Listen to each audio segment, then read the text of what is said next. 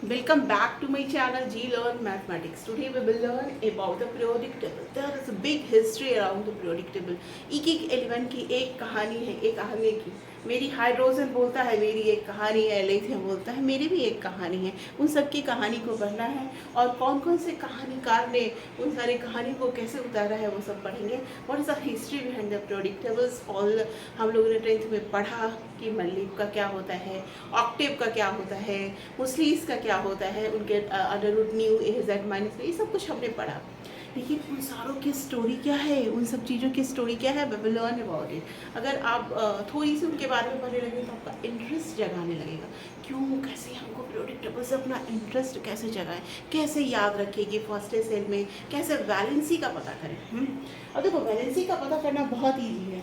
जो हमारा ये हमारा नॉर्मेटल हाइड्रोजन से रेड वाला हाइड्रोजन है, ये ब्लू है ना. डार्क ब्लू जो है हमारा सब मेटल्स है, लाइट में हमारा ट्रांजिशन मेटल्स है, एंड ग्रीन वाला जो हमारा नॉन मेटल है ये lithium sodium potassium rubidium season friends है. ये है हमारा alkali metal, lithium sodium potassium rubidium season francium. तो ये हमारा हलीना का नाक जो बोलते हैं ना, ये सब क्या है हमारा नॉन मेटल अल्कली मेटल्स, और sorry non metal metal alkali metals. और जो बे मग का सरबारा BeMgCaSrBaRa बेरिलियम मैग्नीशियम कैल्शियम, ये जो है हमारा beryllium magnesium calcium strontium barium and radium. बे मग का सरबारा ये हमारा क्या है अल्कलाइन अर्थ मेटल्स. और इसमें देयर इज अ रिलेशनशिप ली मग, ये रिलेशनशिप है ली का मग से, ली मग बेल बेरिलियम का अल्युमिनियम से. अल्युमिनियम इतना दूर है मैं आपको बता दूं. और बोरन का सिलिकॉन से.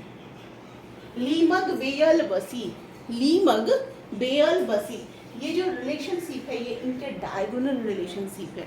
तो डायगोनल रिलेशनशिप कहीं ना कहीं उनकी प्रॉपर्टी को लगभग बराबर कर देते हैं. तो ये कैसे करते हैं, ये भी क्वेश्चन आते रहता है, तो आपको बोर्ड में भी आता है. This is very common question. In fact ये कि बार बार ऐसा क्यों आता है कि डायगोनल लीमग बेयल बसी को याद रखें. उसके अलावा ये दोनों पढ़ा. फिर आते हैं हम लोग थर्ड ए. अब देखो थर्ड ए से कैसे पता चले, थर्ड ए मतलब इनकी वैलेंसी कितनी है, +3 है ना. तो ये +3 इनकी वैलेंसी है ना. तो मैक्सिमम भी इतनी ही हो सकती है. अब कभी कभी ये हो जाता है एक बड़ा सा कंपाउंड पूछा जाएगा, बोलेगा उसका ऑक्सीडेशन नंबर बताइए, आपको आंसर कीजिएगा, आपको 10 आ गए. अब लीजिए 10 कैसे होगा आंसर.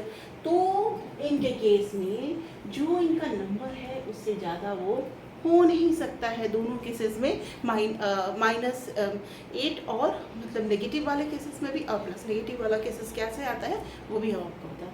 तो उससे कम वो हो नहीं सकता है. तो लीमग बेयर और बस ही याद रखिएगा. ये क्या मेटल आएगा. अब देखते हैं कि बहुत सारा चीज़ एल्युमिनियम क्या होता है, हल्का होता है. मेटल और नॉन मेटल दोनों की इसमें प्रॉपर्टी होती है. तो इससे बहुत सारा चीज़ जहाँ जहाँ पे मेरे को मतलब इवन कि एयरक्राफ्ट या कहीं भी जहाँ पे मेरे को हल्की चीज़ों से वहाँ पे हम लोग इसका यूज़ करते हैं, है ना. फिर हाँ तो इसको याद कैसे रखेंगे, बाल गांधी था, बाल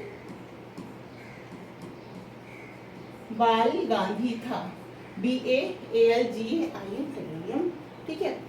उसके बाद आता है कार्बन. कार्बन से ही तो पूरा ऑर्गेनिक केमिस्ट्री कार्बन में आता है. क्या होता है, कैटनेशन प्रॉपर्टी होता है कार्बन से. सो मेनी कंपाउंड हम कार्बन से बना सकते हैं. तो कार्बन से इतने सारे कंपाउंड बना सकते हैं. तो उसके लिए एक अलग ही कार्बन हाइड्रोजन नाइट्रोजन सब मिला के एक नया सा एक बुक निकल गया जिसको बोलते हैं हम लोग ऑर्गेनिक केमिस्ट्री. और बहुत बच्चों को वही नहीं समझ में आया, मैं रिएक्शन भूल गया, वो कैसे बन जाएगा, बैलेंस कैसे होगा, नाम कैसे लिखूं. तो there are so many thing. तो ये कार्बन के अंदर क्या होता है, कैटनेशन प्रॉपर्टी. और जो 4 लिखा है ना तो इसका समझ लेना कि देयर इज सम एक्सेप्शन भी है कि जहाँ पे +2 भी है और +4 है तो +2 भी कहीं कहीं है. और वो सब क्यों है, कैसे है, डेट विल बी कम. जैसे एक क्वेश्चन आता है PbI4 डज नॉट एग्जिस्ट. ये बार बार आता है PbI4 does not exist. Why, PbI2 exist नहीं। तो इस तरह के क्वेश्चन आपने एनसीईआरटी में बहुत देखे होंगे, वहाँ भी आते हैं। NCERT is very good for the chemistry. तो वहाँ भी इस तरह वो सारे क्वेश्चन का एक एक करके डिटेल करें। फिर ये आ गया हमारा कैसी जैसन ले, कैसी जैसन ले, कैसी जैसन ले, कैसी की तरह ले लो, ठीक है। तो carbon sulphur germanium acid aldehyde. अब आता है नेपाल सभी या नेपाल पाकिस्तान, है ना, अस और सब कोई, सभी नेपाल पाकिस्तान और सब कोई, ऐसा भी याद रख सकते हो। और नेपाल में 5 लेटर आता है तो एन भूल जाओगे तो नेपाल का NEPAL, नेपाल का 5 लेटर से 5 बैलेंस ही याद रखोगे, या नेप अस सभी, नेप सभी। उसके बाद आता है oxygen, sulphur, selenium, tellurium, polonium, chalcogens family, chalcogens family. इस ये ऑक्सीजन जो हमारे हमको हर वक्त ज़रूरत होती है, अगर हमारे शरीर में प्योर ऑक्सीजन नहीं जाता है तो हमारे बहुत सारे डिजीजेस होते हैं। तो सबसे पहले डॉक्टर जब भी आपको कुछ तबीयत खराब हो बोलेगा फ्रेश एयर लीजिए, वॉक कीजिए, ऐसा बोलता है डॉक्टर, क्यों? क्योंकि हमारे शरीर के अंदर प्योर ऑक्सीजन की ज़रूरत होती है। तो क्या है, ऑक्सीजन, सल्फर, सेलेनियम, चिलेनियम, पोलोनियम। जब घाव हो जाता है तो वहाँ पे हमारा सल्फर का मेडिसिन यूज़ करके हम लोग कहते हैं। सेलेनियम का क्या यूज़ है? सेलेनियम आपने देखा होगा, सेलेनियम किसी को थायराइड हो जाता है तो उसके बॉडी में सेलेनियम की कमी हो जाती है, तो उसको डॉक्टर उसके साथ जब भी मेडिसिन देते हैं तो ऊपर से क्या देते हैं, सेलेनियम खाने के लिए देते हैं। तो oxygen, sulphur, selenium, tellurium, polonium, ठीक है। लिबरमोनियम है ना, तो उससे वो अभी आएगा नहीं, ये अलग है, इसका भी हम लोग बाद में इसके बारे में चर्चा करेंगे। तो ये हो गया हमारा, ये है हमारा ओसल से टीपो, ओ को ऐसे लिखो, ओ सल से टीपो, ओसल से कुछ पैसा ले लो, ओसल से टीपो, ठीक है, ओसल से टीपो, है ना। अब हमारा क्या प्लस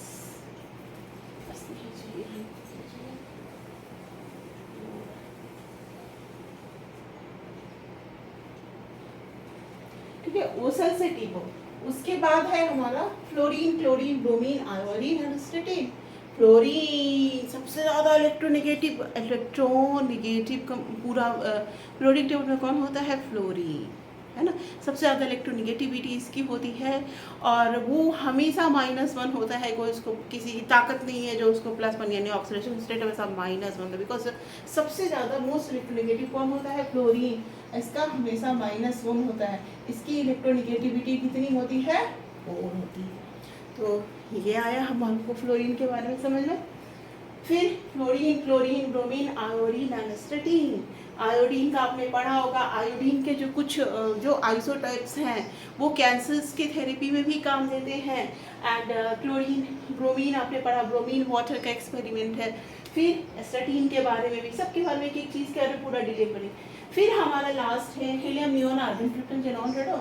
क्या इनके कंपाउंड बहुत रेयर होते हैं, एक CF2 इसका आपको जनरली जो एग्जाम में आता है वो क्या होता है, हाइब्रिडाइजेशन, और सेप पूछा जाता है CF2 का क्या होता है। तो आपको बताया हुआ है कि कैसे कैसे लोन पेयर है, एक लोन पेयर को 1 लेते हैं, बॉन्ड को 1 लेते हैं, तो उससे हमारा sp, sp2, sp3 जो भी हमारा हाइब्रिडाइजेशन होगा वो हम लोग उसको बता देंगे। किस केस में कभी कभी लीनियर आता है ना, तो I3- लीनियर। तो इस सारे चीज़ यहीं से हमारा ऐसे होता है। तो ये है हमारे जो शुरू के कंपाउंड है, जो बेसिक है, this is useful for both 10th and 11th। उसके बाद ये इसमें से छोटे छोटे क्वेश्चन इनऑर्गेनिक के बनेंगे एंड रिएक्शंस में कंबाइन करके इनको बनाया जाएगा। अब देखो ये जो ट्रांजिशन एलिमेंट हैं दैट इज वेरी यूजफुल। जो भी 11th 12th में या IIT JEE में आता है 80% मान के चलो कि जितना मैंने बोला, हलीना नाग, बेमक्का, सरवारा, बाल गांधी का इतने ही से आता है, और ये फर्स्ट में जो है वही आता है। कुछ एक 2 नंबर 1 नंबर के क्वेश्चन जो बाकी के जो सीरीज है लेंथ नाइट एक्टिव, कुछ एक्सपेंशन के बारे में क्यों होता है, वो हल्के फुल्के रेडियो एक्टिव के बारे में ऐसे क्वेश्चन आएंगे।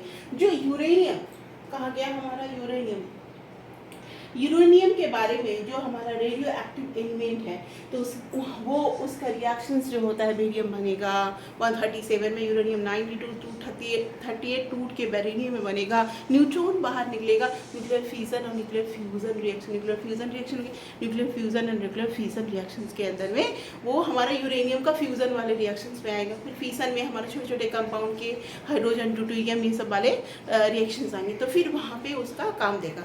उसके बाद हर एक एलिमेंट के एक छोटी छोटी सी प्रॉपर्टी है, उसका भी यूज हमारा आएगा, तो वो पढ़ेंगे। अब देखो इसमें मैम, इसमें ऐसा क्या पूछा जाता है, सबसे मज़ेदार बात देखो, एक क्वेश्चन तो हमेशा रहेगा कॉपर का, देखो 3d10 4s1 और क्रोमियम का 3d5 4s1, ऐसा कैसे हो गया? हमने बहुत सारा लॉज पढ़ा, जो हम कन्फिग्रेशन लिखते हैं 1s2 2s2, जो सारे लॉज पढ़े हैं, मून्स रूल पढ़े हैं, पॉलीज एक्सक्लूजन प्रिंसिपल पढ़े हैं, अपवाय प्रिंसिपल पढ़े, पहला अपवाय एनर्जी के टर्म में, pairing takes place, no two electron in an atom can exist in same quantum level, तो सारे जो रूल्स हैं उनके आधार पे इसको बनाया जाता है। तो इसमें एक चीज़ और है, half filled and the full filled are more stable, तो ऑन दैट बेसिस की 3d1 हो गया 4s2, है ना। तो इन्होंने ऐसा ऐसे लिखा, तो आर्गन यहाँ से आएंगे हम लोग, ये कहाँ से आया है? आर्गन के बाद, तो आर्गन 18 होता है, आर्गन के बाद 3d1 एंड 4s2 इन्होंने लिखा हुआ, 18 19 20 एंड 21, है ना। तो अब जो अगर इसमें जो डी इलेक्ट्रॉन, डी में कितने, अगर इसमें आपका एन फैक्टर पूछा जाए 3 1 2 3 3 2 5, तो एक इलेक्ट्रॉन होंगे इसके, यानी इस अगर कि कहीं में ऑर्गन के केस में एक इलेक्ट्रॉन रिमूव होता है या, तो इसमें क्या आ जाएगा? √n/n+2 मैग्नेटिक मोमेंट, इससे भी मतलब जितने ज़्यादा नंबर ऑफ मैंने पेयरिंग जिसमें कम होगी उसका मैग्नेटिक मोमेंट ज़्यादा आएगा। तो जो कम्प्लेक्स कंपाउंड पढ़ेंगे तो वहाँ पे हमारा आएगा how to calculate the magnetic moment, इसका बड़ा प्रीवियस वीडियो भी बहुत सारा है, तो वो आप इसका यूज़ कर सकते हैं। अब देखो यहाँ पे 2 इलेक्ट्रॉन है, तो डी में 3d2 4s2 का एक अलग सेल बना देंगे, एक ये 4s का, एंड p वाला जो है बना के उसको क्या रखना है? वैकेंट रखना है, उसमें कुछ है नहीं, तो ऐसा हो गया। फिर इसमें भी 3 आएगा, ये 5 तक तो सही है, जो 6 होगा, है ना, इसमें ऐसा होना चाहिए ना 3d6, क्योंकि d के पास मैक्सिमम कितने इलेक्ट्रॉन होंगे? 10 हो सकते हैं, है ना। तो और s के बाद 4s2 भर गया, तो ये 3d ऐसा होना चाहिए 3d6 4s ऐसा। तो इन्होंने क्या किया कि चूंकि स्टेबिलिटी की बात बोली, stability half field in the pool, अगर हम 3d5 4s1 करेंगे तो हाफ फील्ड वाला जो कहानी हो जाएगा और वो स्टेबल हो जाएगा, मतलब उसका पेट भर गया, वो भरपेट खाना खा लिया। तो 3d5 4s1 in the case of the chromium, and in the case of the copper 3d10 4s1 is a condition for the half field and the full field or vital because they are more stable, और stability के कारण उनका पेट भरा हुआ है। तो ये these 2 are the exception जो कि एग्जाम में आएंगे। और बाकी का जैसे कोबाल्ट है, निकल है, निकल का CN के साथ बना के पेयरिंग हो जाता है, strong field ligand, weak field ligand. अभी जो हमारा 12th में सेक्शंस हैं, ये तो 11th का पार्ट है या 10th का भी बोल सकते हो, 10th और 11th दोनों के लिए कॉमन। जो 12th में सेक्शंस हैं उसमें हमको सारे पढ़ने होंगे, कैसे पेयरिंग होगा, स्प्लिटरिंग कैसे होता है, तो वो सारा कुछ उसमें आपको बताया जाएगा। फिर जिंक का देखो 3d10 4s2 पूरा फुल फील्ड। अब इसमें कहाँ कहाँ क्या इलेक्ट्रॉन होंगे, कि किसका मैथ क्या होगा? Fa आयरन का आपको पता है ये +2 +3 होता है ना। कॉपर का CuCl CuCl2 दोनों होता है, कोबाल्ट का CuCl2Cl3, मतलब इसका क्रोमियम का +3, क्रोमियम का +3, Mn का +2, जिंक का +2, है ना। तो निकल का +2, है ना, निकल का +2 +3। तो ये अब मैं बोलूँ मैम ये सब याद कैसे होगा, इतना जैसे +2 +3 कैसे याद होगा? This will all come by the practice. तो आयरन के फिर आइसोटोप हो गए, हेमाटाइट, मैग्नेटाइट, है ना, कॉपर का हो गया चाल्कोराइट, पाइराइट। तो ये सारा कुछ एक साथ हम लोग धीरे धीरे करके एक कॉपर निकाले, फिर पढ़ेंगे। पीरियोडिक टेबल हमें सामने में रहेगा और नेक्स्ट सेक्शंस में हम लोग पूरा इसका डिटेल पढ़ेंगे। तो इसके लिए पूरा डिटेल अगर पढ़ना है तो चैनल को सब्सक्राइब करना मत भूलना। Till then, bye bye.